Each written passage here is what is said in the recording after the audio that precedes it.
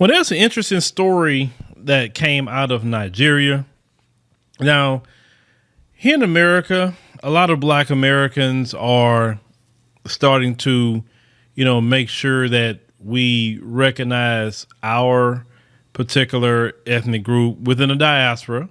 We are a part of the diaspora just as much as Nigerians are, or people from Sierra Leone, or, people from, say the different places of the Caribbean. All these different people I just mentioned, they have their countries, they have their flags, they have their food, they have their cultural dance, they have their cultural music, all of that. And I respect it all. But Black America has always been in a situation that we never protected our particular culture. And now more of that is being talked about now. Now, I'm going to say up front, I believe we should protect our culture, gatekeep our culture, gatekeep our food, gatekeep our dances, all of that. Sure, people can partake in it. People can listen to the music. People could enjoy it, all of that. But you can't come up with, well, let's talk about the current thing, the hip hop thing. When they talk about, Latinos, Puerto Ricans, let me make sure I say that in particular, Puerto Ricans. Oh, Puerto Ricans, they helped start hip hop. No, they didn't. No, they didn't. No, they didn't. At the time when it first came out, they didn't want to fool with that music at all. They said it was Black people music. They came later on down the line. Then they were trying to say about Jamaicans. Oh, well, they started they helped start hip hop. No, they didn't. My thing is, with even some of that, before I get into the Nigeria piece, what's wrong with Jamaican music? I find some of the Jamaican music is good. What's wrong with Puerto Rican music? What's wrong with Puerto Rican culture? Nothing. I got Puerto Ricans that watch my show. Puerto Ricans write to me sometime. I've met with different Puerto Ricans in New York, but I'm cool with Puerto Ricans. But what's wrong with their culture? Nothing. So it's like when people come over to America, it's like they want to throw away their culture and want to start latching on to ours. And now we're kind of saying, nah, you can't come up here, because see, what happens is if we allow all this to happen and let everybody pick apart our culture, we will cease to exist as a people. Now, this Nigeria story is very interesting because there are Nigerians that have called us in America divisive because we didn't want Cynthia Erivo, which is a Nigerian, to play Harriet Tubman. That's one that we could talk about, right?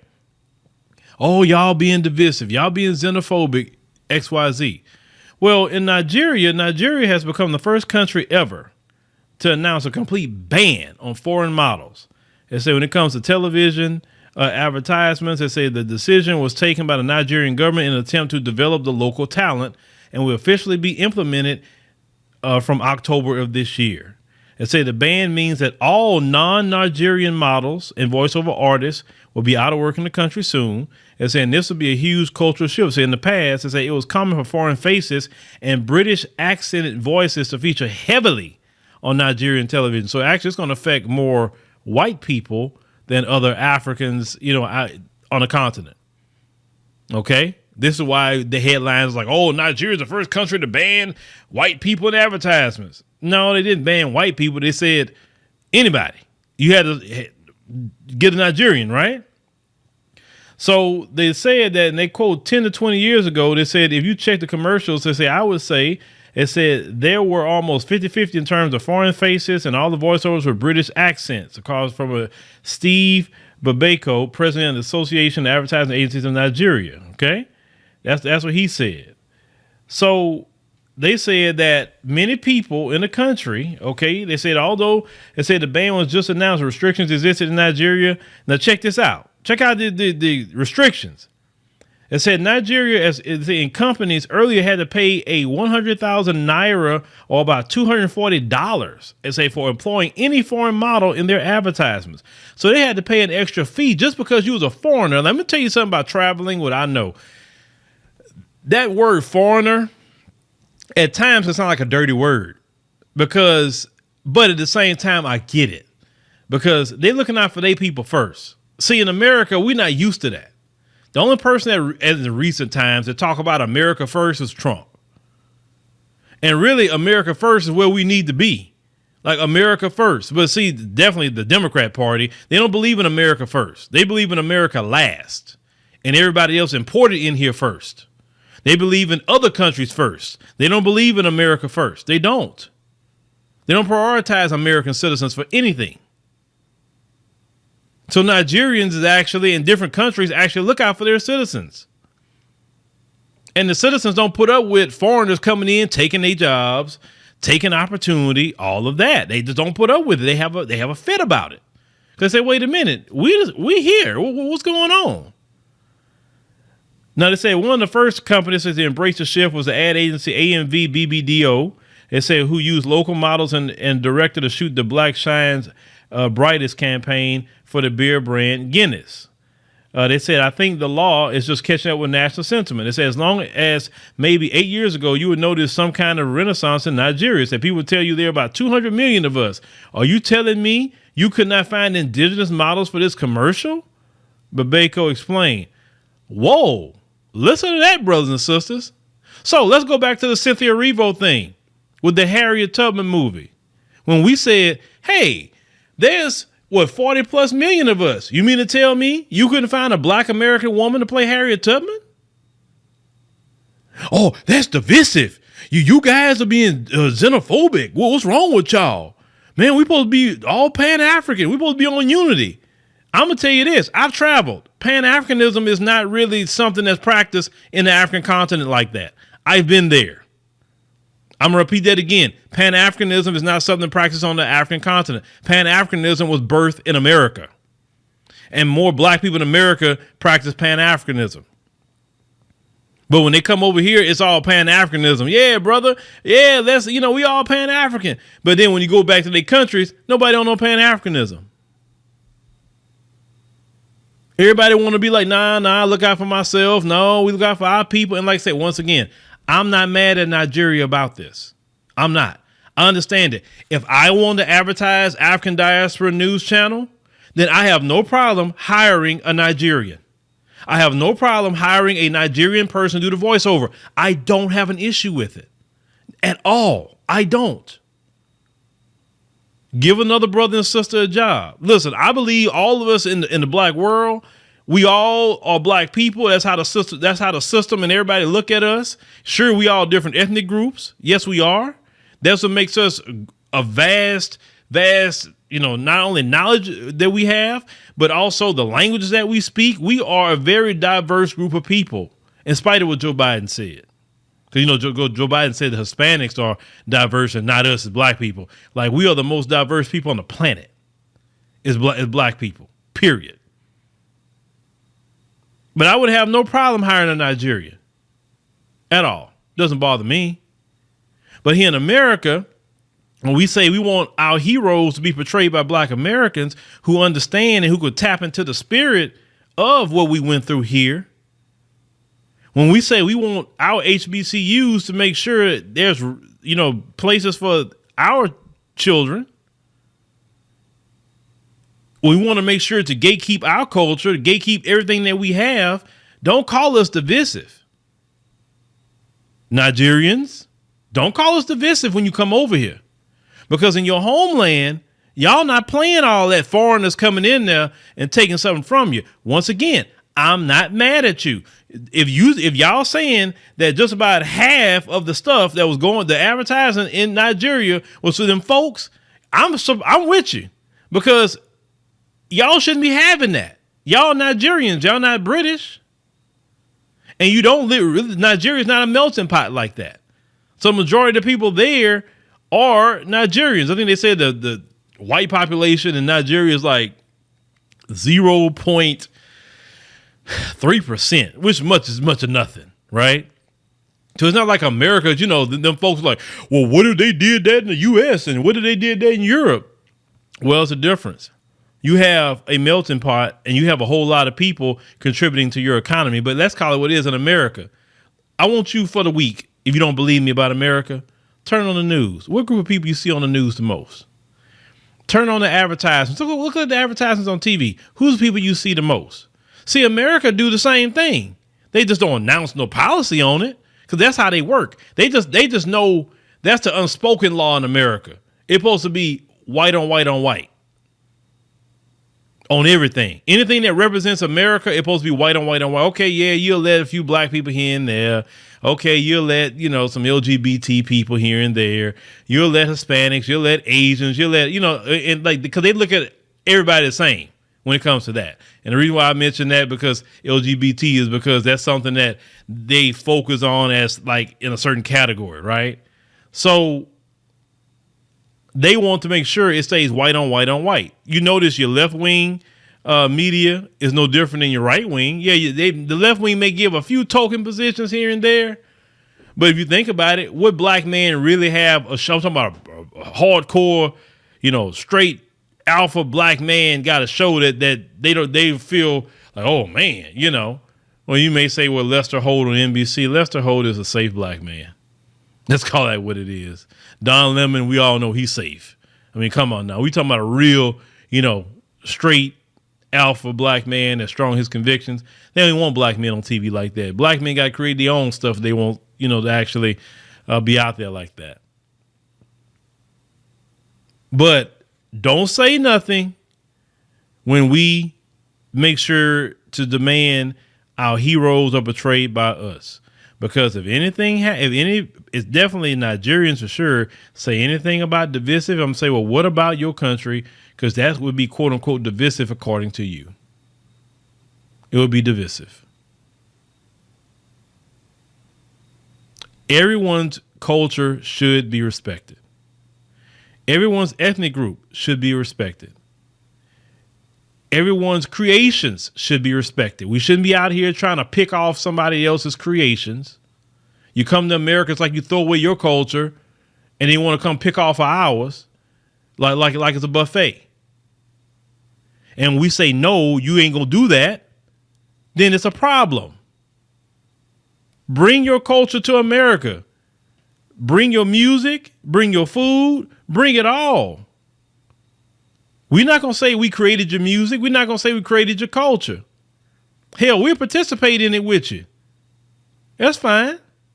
Hey, y'all got some jollof? Hey, man, who got the best jollof? I'm ready. I want to try it out. And then if you want to try our dirty rice here in the South, you want to try dirty rice? Hey, let's get you some dirty rice. Try it out. It's respecting people. You know what I'm saying? You ain't gotta be picking apart. I know you may like what we do, but don't throw away who you are when you come here and try to start picking apart ours, and then get mad when we say no. That's not gonna happen, because when you're in Nigeria, y'all saying no, and y'all saying it's a renaissance. Well, doggone it, Black America is having a renaissance too, and our renaissance says that we're gonna protect our culture, we're gonna respect our icons, we're gonna love ourselves. In a diaspora, we having a renaissance too. Now, they say the Nigerian advertising industry was valued at roughly $450 million in 2021. And although it is not as big as the number of the other African nations, it is believed that this move can boost its popularity. So this is a financial move for also Nigerians. You see, that $450 million now is going to be put into the hands of Nigerians. See, when we talk about protecting Black America, and you mentioned things like immigration, all these people just coming in, and when Trump was in office, you remember when Trump was, I always bring this up to people, you remember when Trump and them did that raid at that Mississippi, I think, chicken plant or something like that? And when Trump, and then, ICE got them all out of there, the next day, black men took all those jobs. You see what I'm saying? Black men actually got those jobs so they can provide for their families. But that's wrong. That's wrong for Americans to say we supposed to be getting our jobs here first. Because other countries, they're quick to, once again, they're quick to tell you about that foreigner word. They'll call you a foreigner in a minute. Even if you black, they'll call you a foreigner. Even in African countries, you're a foreigner. You're not a citizen. If you're a citizen, okay, it's different. But no. But once again, I'm going to repeat this again.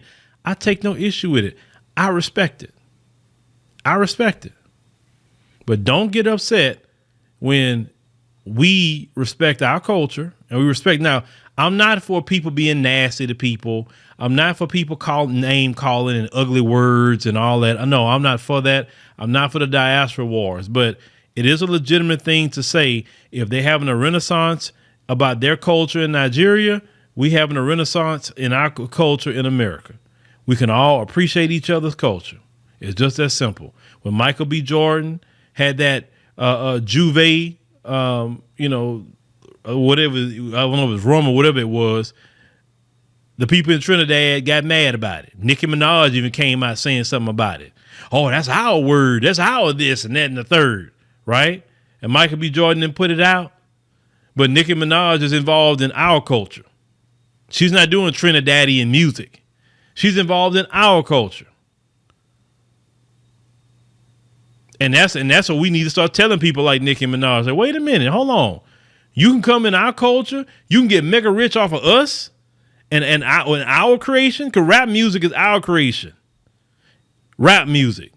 They're called rappers. I hate that term, hip hop. I hate that term. They don't call them hip hoppers. They call them rappers. It's rap music. That's what it is. I think that term hip hop, I need to find out. I need to dig deep into where the term hip hop come from, because I remember when that term switched. I'm like, what happened to rap? I remember I used to watch Yo MTV Raps. You know what I'm saying? Not Yo MTV hip hop. I think that hip hop thing was changed to hip hop to try to include all these other different groups. And then let's call it what it is. All these different people, talking about hip hop, they was involved with it. We started it. The Jamaicans was talking about it, and now you're talking about the Puerto Ricans or whatever. How come y'all don't have no artists that's dominating like the Black American and you created it? And once again, what's wrong with your culture of music? Come to America and do your music. I don't understand that. Don't throw away your culture when you come here. Practice it. If it's good, hell, I'll listen to it. But I think all African countries should take this move. All of them. All of them. I think this would be good. It'll keep people gainfully employed. And it would start a changing of the guard on the African continent. At least putting some people to work. But thank you, ladies and gentlemen, for joining us on the podcast. Greatly appreciate it. Make sure you hit the subscribe button. That way we post another podcast. Make sure you click the like button to help us spread the video in the algorithm. And also, before I wrap up, I'm glad it just dawned on my mind. There's a little spammer that is in the chat. Okay? And they have taken my profile picture that's on there now, and they're putting WhatsApp numbers. They're leaving comments saying, write me, text me. Now they're trying to get a little bit more sophisticated on the comments. Ladies and gentlemen, y'all have to get in the process of knowing, like, I'm surprised. What I'm kind of getting kind of bothered about a little bit is that y'all don't know me by now. Why would I send you a message say write me when my email address is very open? If y'all want to say something to me, AfricanDiasporaNews.org, my website. I have a contact thing. People send me messages on that. Sometimes I'll be able to respond to them back depending on what it is, right? I got a whole website. Okay. Go to the channel itself. Now, the only reason I don't have a check mark when I talk to you, if I do make a comment, is because you have to have 100,000 subscribers to get that check mark on your channel. Like all my other channels have that, right? But this is the only channel that I have. Well, I think the other channel I haven't really started working on yet. But this one for sure, do not have the check mark until I get 100,000 subscribers. Then I can get the channel verification thing and put it in there, right? But I've been seeing this all over, like people, these spammers. And then what's crazy is y'all emailing me, showing me screenshots. And I'm like, from WhatsApp. Once again, I will not talk to any of you on WhatsApp. WhatsApp for me is for my people overseas that I have contact with. I don't talk to people I got email and things like that.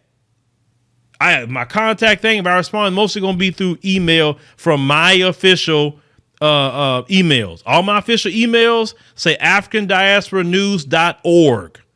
That's all of my official emails. No spammer can copy that. They can try to copy variations of it, but they would have to buy a domain name to do it. Y'all have to get in the habit of, let me go and just put my thing over the channel. Let me click the channel that's talking to me. And you can clearly see it's a spam channel. Now, I do report the channels. I block the channels. And I don't know why they're not taking these channels down, because it's clearly impersonation. But, you know, I'm just kind of like, y'all don't know me by now. I would never keep telling y'all, write me. Text me. Oh, text me on WhatsApp. Why would I? That's spammer talk. That's what spammers do. You had asked Phil. One person told me, Phil, you know, yeah, they were saying that, you know, you was asking me for some money. For money? Why am I asking? This is what I say when it comes to any kind of money. It's public. Hey, we cash out. If you want to donate, awesome. Super chat. You want to donate? Awesome. If we have a GoFundMe for any reason, awesome. But I'll prefer you to join AfricanDiasporaNews.org. I prefer you to join that. That's what I prefer, and be a monthly member there. I prefer that, you know, and that way, you know, it helps us out. It builds our website and everything. And then we can, you know, that's our uncensored place to talk. We don't have to worry about nobody taking nothing down. Right. And if somebody wants to spam there, they're going to have to pay to spam.